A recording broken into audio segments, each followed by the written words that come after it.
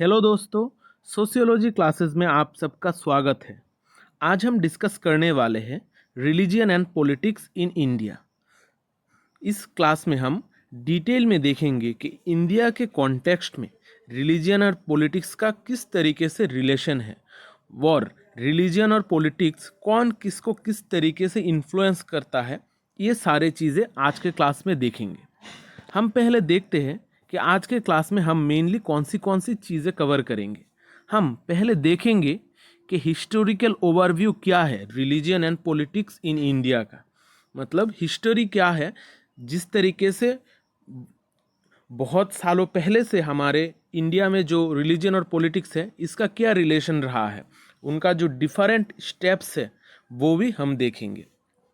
फिर देखेंगे 4 phases interaction between religion and politics in India. India और रिलीजियन में जो रिलेशन है या फिर इंटरेक्शन है इसको हम मेनली 4 फेजेस में डिवाइड कर सकते हैं। ये 4 फेजेस क्या है ये हम देखेंगे। फिर देखेंगे religion and politics in contemporary India, मतलब आजकल का जो इंडिया है इसमें रिलीजियन और पॉलिटिक्स का किस तरीके से रिलेशन है ये देखेंगे। अगर आप मेरे क्लासेस में नए हैं तो चैनल को सब्सक्राइब कर लेना और वीडियो को लाइक और शेयर ज़रूर करना, क्योंकि शेयरिंग इज़ केयरिंग। इस चैनल पे आपको सोशियोलॉजी के सारे वीडियोस मिलेंगे और आप लोग प्लेलिस्ट को भी रेफ़र कर सकते हैं अपनी स्टडी के लिए, आपको बहुत ज़्यादा हेल्प मिलेगा। तो चलिए आज का क्लास स्टार्ट करते हैं।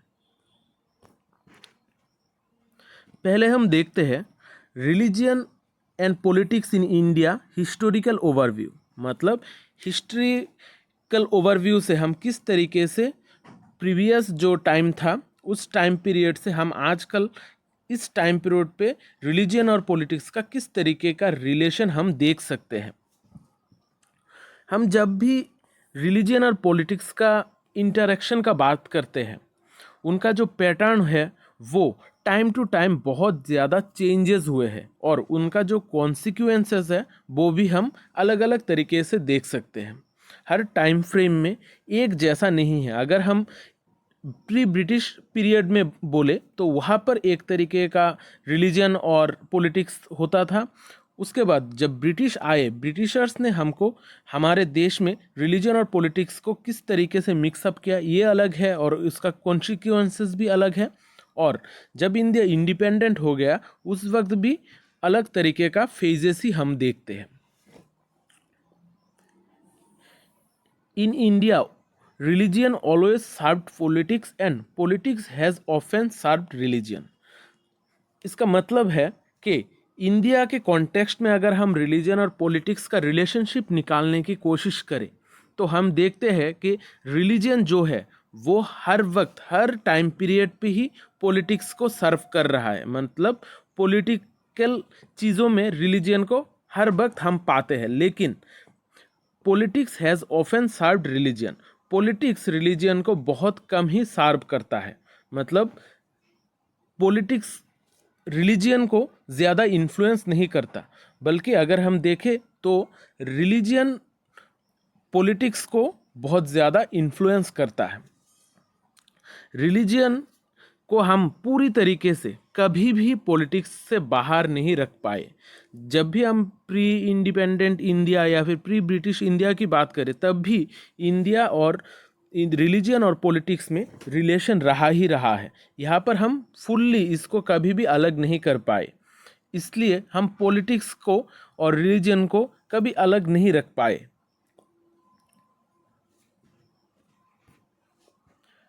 अब देखते हैं हम इंडिया के कॉन्टेक्स्ट में किस तरीके से रिलीजन और पॉलिटिक्स का सिनेरियो रहा है।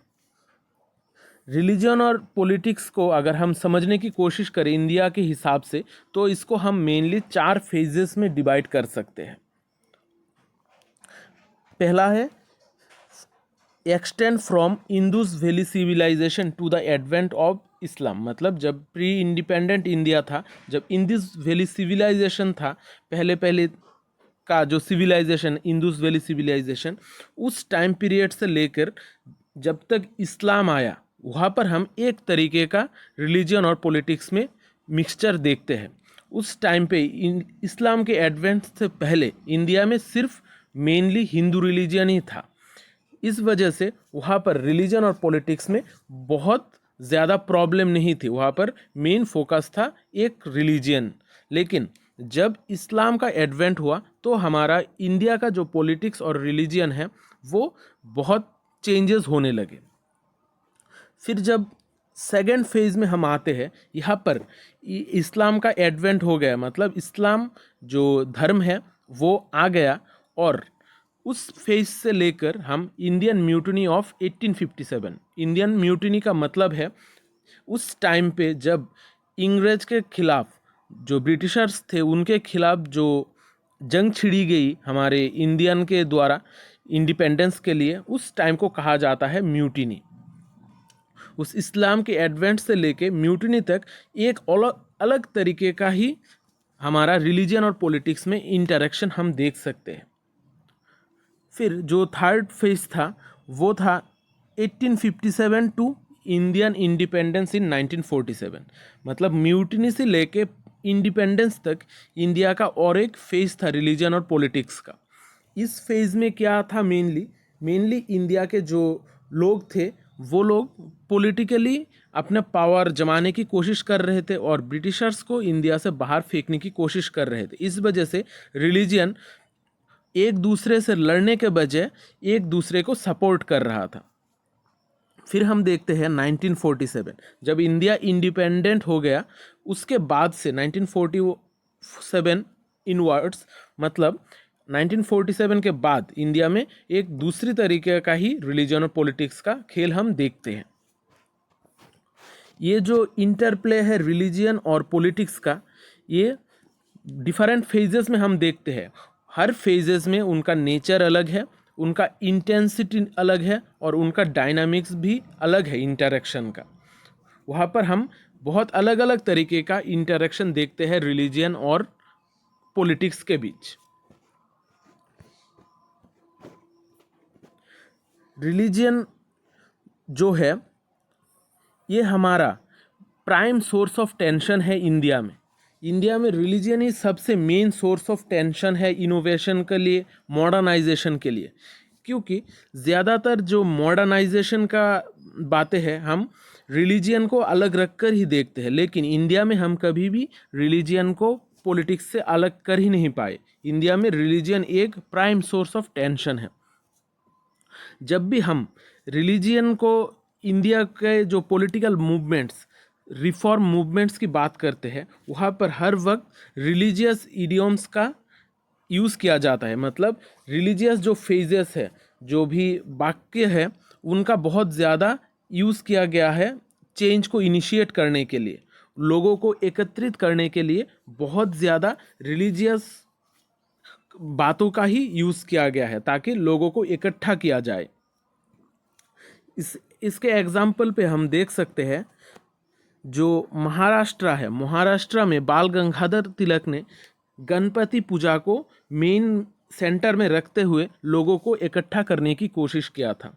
और बंगाल में हम देखते हैं कि रास बिहारी घोष और बिपिन चंद्र पाल और इनके बहुत सारी एसोसिएट लोग थे जो रिलीजियन को एकत्रित करने के लिए दुर्गा पूजा का यूज़ करते थे। वो लोग पॉलिटिकल कॉन्शियसनेस या फिर रिलीजियन को इकट्ठा करने के लिए ये सारे पूजा करते थे। महाराष्ट्र में मेनली गणपति पूजा और वेस्ट बंगाल में या फिर बंगाल में हम दुर्गा पूजा का देखते हैं।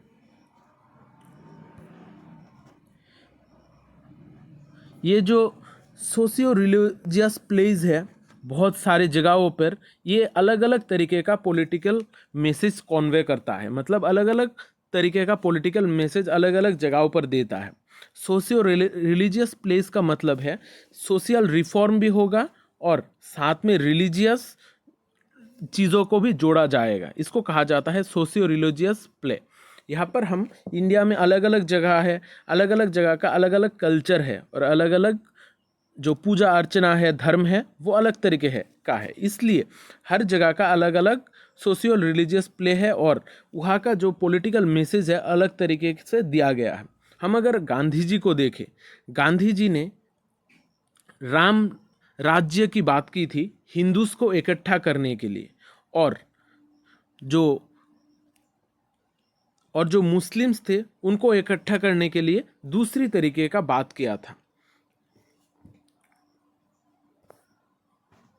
अब देखते हैं हम पोस्ट 1947 में जो रिलेशनशिप था रिलीजन और पॉलिटिक्स का, ये मेनली हमारा कम्युनलिज्म, सेकुलरिज्म और फंडामेंटलिज्म के द्वारा ही हम देखते हैं।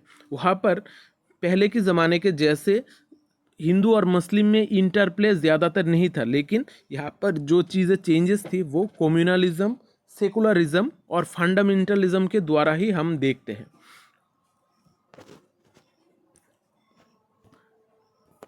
अब देखते हैं religion and politics in contemporary India, मतलब जब इंडिया इंडिपेंडेंट हो गया उसके बाद से आज के ज़माने में किस तरीके से रिलीजियन और पॉलिटिक्स का इंटरप्ले रहा है या फिर रिलेशन रहा है।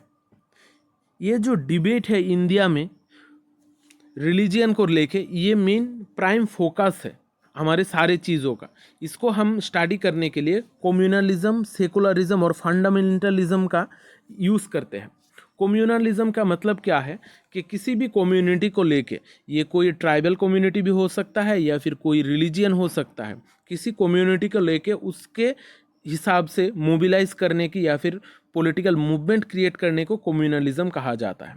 और सेकुलरिज्म का मतलब है सेकुलर रह के, मतलब किसी भी रिलीजन को फॉलो ना करते हुए जो चीज़ों को किया जाए वो है सेकुलरिज्म। और फंडामेंटलिज्म मतलब हमारा जो रिलीजियस प्रीवियस टेक्स्ट थे, जो हमारा मेन रिलीजियस टेक्स्ट थे, वहाँ पर जो लिखा गया है उसको अगर हम आगे बढ़ाने की कोशिश करें, उसको ही मेन सोर्स पकड़े, उसको कहा जाएगा फंडामेंटलिज्म। फंडामेंटलिज्म को रिलीजियस नेशनलिज्म भी कहा जाता है। ये जो रिलीजन एंड पॉलिटिक्स है कॉन्टेम्पोररी इंडिया में, ये बहुत सारे फेजेस से होके गुजरी है। यहाँ का जो इवोल्यूशन प्रोसेस है, यहाँ का जो इंटरेस्ट है, ये अलग अलग जगहों पर अलग अलग तरीके का हम देखते हैं। यहाँ पर मेनली हमारा रिलीजियन ही सारे चीज़ों को गाइड करता है। हम कम्युनलिज्म कहे, सेकुलरिज्म कहे या फिर फंडामेंटलिज्म कहे, ये सारे चीज़ों में हम रिलीजियन को देखते हैं। और अलग अलग रिलीजियन को हम अलग अलग रीजियन के बेसिस पे, मतलब अलग अलग जगहों के बेसिस पे हम इनको देख सकते हैं किस तरीके का इनका चेंजेस है। ब्रिटिश ने जो डिवाइड एंड रूल का इनिशिएटिव लिया था इंडिया के हिंदू और मुस्लिम्स को अलग करने के लिए, ये चीज़ें हम आज भी देखते हैं कि उस वक्त का जो चीज़ें हैं, डिवाइड एंड रूल का पॉलिसीज़ का जो इफ़ेक्ट है, हम आज भी आजकल के इंडिया में भी उस चीज़ को देखते हैं। इसके वजह से हम हर जगह पर बहुत सारे कम्युनल रायट्स देखते हैं। हिंदू और मुस्लिम्स के बीच जो एक तनाव है, वो तनाव हर वक्त बना रहता है। हम हर टाइम पे न्यूज़ में देखते हैं या फिर इंडिया के डिफरेंट पार्ट्स में देखते हैं कि हिंदू और मुस्लिम्स में बहुत ज़्यादा पॉलिटिकल प्रॉब्लम होती है। ये पॉलिटिकल प्रॉब्लम उस डिवाइड एंड रूल से स्टार्ट हुआ था, लेकिन इसका जो हम मेन ट्रेसेस देखते हैं, ये पॉलिटिकल पावर कलेक्ट करने के लिए अलग अलग जो लोग हैं, पॉलिटिकल पार्टीज या फिर पॉलिटिकल लोग, वो लोग अपने पावर को इकट्ठा करने के लिए इस हिंदू मुस्लिम का यूज़ ज़्यादा करते हैं। ये जो पॉलिटिशियंस है, ये हमारा एक तरफ है हमारा इकोनॉमिक कंपटीशन बिटवीन हिंदूज़ और मुस्लिम्स के लिए, मतलब हिंदूज़ और मुस्लिम में जो इकोनॉमिक कंपटीशन है, इसको हम एक साइड में रख सकते हैं इंडिया में। और हिंदू और मुस्लिम्स में जो कम्युनल रायट्स है, इनके लिए भी रेस्पॉन्सिबल है मेनली हमारा पॉलिटिशियंस ये दो साइड्स में काम करते हैं। एक हिंदू और मुस्लिम को इकोनॉमिक कंपटीशन में रखते हैं, और दूसरा हमारा जो कम्युनल रायट्स है, रायट्स को बनाने के लिए या फिर रायट्स को इनिशिएट करने के लिए मेनली ये पॉलिटिशियंस ही अपना काम करते हैं, ताकि वो लोग खुद पावर में रह के हमारे देश को चला सके। ये जो prime cause of communal riots है इंडिया का, ये मेनली है पावर के लिए। कोई भी पॉलिटिकल इंसान या फिर कोई भी पॉलिटिकल ग्रुप अपना एडवांटेजेस के लिए, एनी कॉस्ट, पॉलिटिकल एडवांटेजेस के लिए वो किसी हद तक जा सकता है। इसलिए ही हमारा इंडिया में मेनली कम्युनल राइट्स देखे जाते हैं। राइट्स का मतलब है दंगा। जो दंगा फसाद है वो हम देखते हैं कम्युनिटी के बेसिस पे या फिर रिलीजियन के बेसिस पे, ये पॉलिटिकल एडवांटेजेस ही उठाने के लिए। ये राइट्स सिर्फ पॉलिटिकल एडवांटेजेस उठाते हैं ऐसी बात नहीं है, ये एक इंटरेस्ट भी अपना देते हैं। ये इंटरेस्ट सर्व करते हैं किन किन के लिए? जो पार्टिकुलर इंडिविजुअल ग्रुप्स है उनके लिए, या फिर कुछ ऑर्गेनाइजेशन है उनके लिए, या फिर एक अलग तरीके का सोसाइटी के लिए। ये कम्युनल राइट्स सर्व करते हैं कि हर किसी का अपना अपना वजूद टिका रखने के लिए ये कम्युनल राइट्स बहुत इम्पोर्टेंट रोल प्ले करते हैं। बहुत सारी ऐसे डिफरेंट सर्कमस्टेंसेस है, मतलब बहुत ऐसी चीज़ें हैं जो रिलीजियन के राइट्स के बगैर हम सोच भी नहीं सकते। बहुत सारी जगहों पर इस राइट्स की वजह से, ये हिंदू मुस्लिम्स का इंडिया में जो प्रॉब्लम चल रहा है, इसके वजह से हमारा जो कॉन्शियसनेस है वो बहुत ही एक डिफरेंट तरीके का है। हम अगर आज बहुत बड़े डेवलप कंट्री बन जाते, आज हम डेवलपिंग कंट्री है, लेकिन अगर शायद ये राइट्स नहीं रहते तो हमारा इंडिया का सिनेरियो कुछ अलग होता। लेकिन इन सारे वायोलेंट राइट्स को हम अपने पब्लिक लाइफ से अलग नहीं रख पा रहे हैं। हर कोई पब्लिक लाइफ इन सारे राइट्स से अफेक्टेड है। ये हिंदू मुस्लिम्स का जो राइट है इससे अफेक्टेड है। इस वजह से इंडिया में जो कॉन्शियसनेस बिल्ड हो रहा है, अलग अलग कम्युनिटी का, अलग अलग ग्रुप का कॉन्शियसनेस अलग तरीके से हो रहा है। इसलिए इंडिया में इस चीज़ का, इन रिलीजन और पॉलिटिक्स का बहुत ज़्यादा हम इफेक्ट देख रहे हैं। अगर आपको आज का क्लास अच्छा लगा हो तो चैनल को सब्सक्राइब कर लेना और वीडियो को और लाइक और शेयर ज़रूर करना, क्योंकि शेयरिंग इज़ केयरिंग। तो मिलते हैं अगली क्लास में, तब तक अच्छे रहिए, स्वस्थ रहिए और लोगों में प्यार बांटते रहिए। जय हिंद।